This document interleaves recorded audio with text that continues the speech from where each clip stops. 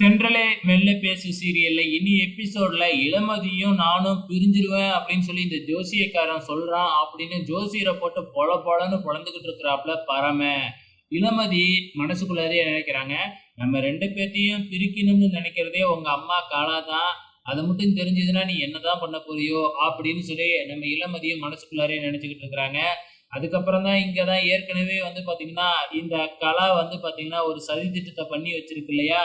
மறுபடியும் சாமி கிட்ட போய் பார்க்கும் பொழுது, சாமியோட ஒரு நகைய மட்டும் காணோம் அப்படிங்கிற மாதிரி பூசாரி சொல்ல, அதுக்கப்புறம் என்ன, எல்லாம் கதவ இழுத்து மூடுறாங்க. இழுத்து மூடிட்டு போலீஸ்க்கு ஃபோன் பண்ணி போலீஸ வர சொல்லிடுறாங்க.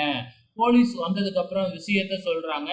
முதல்ல அங்க இருக்கிற எல்லாரையுமே செக் பண்றாங்க. செக் பண்ணிட்டு நகை யார்கிட்டயுமே இல்ல அப்படின்ன உடனே, மத்தவங்களோட எடுத்துட்டு வந்த பேக் எல்லாம் செக் பண்ண ஆரம்பிக்கிறாங்க. ஸோ அப்படி செக் பண்ணும்பொழுது கலா பயங்கர சந்தோஷத்துல இருக்கிறாங்க. எப்படியும் வந்து பார்த்தீங்கன்னா, இளமதியோட அப்பா பேக்ல தானே அது இருக்கு, மாட்டிக்க போறாங்க அப்படின்னு சொல்லி சந்தோஷப்பட்டுட்டு இருக்கும்போது, கடைசியா அந்த பேக்க செக் பண்ணா, அந்த பேக்லயும் நகையே இல்ல.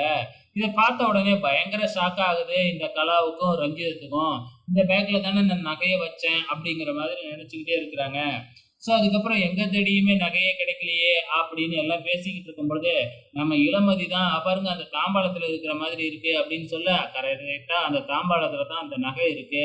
எப்படி அந்த நகை அங்க போணுச்சு அப்படின்னு தெரியாம, இந்த பக்கம் இந்த கலாவும், ரஞ்சிதமும் பயங்கர சந்தேகத்துல இருக்கிறாங்க. கண்டிப்பா நான் எடுத்து வச்சுட்டேன். ஆனா நீ எடுத்து வச்சத நகைய யாரோ பார்த்துருக்காங்க. அதனால தான் அந்த நகைய மறுபடியும் கொண்டு போய் அங்க வச்சிருக்கிறாங்க அப்படிங்கிறத மட்டும் நம்ம கலா சந்தேகப்பட ஆரம்பிக்கிறாங்க. இவங்க 2 பேரும் சேர்ந்து இப்படி யோசிச்சுக்கிட்டு இருக்கிறதையும், டென்ஷனா இருக்கிறதையும் இந்த பக்கம் நம்ம இளமதியும், இளமதியோட ஃப்ரெண்ட் நர்மதாவும் பார்த்து சந்தோஷப்பட்டுக்கிட்டு இருக்கிறாங்க.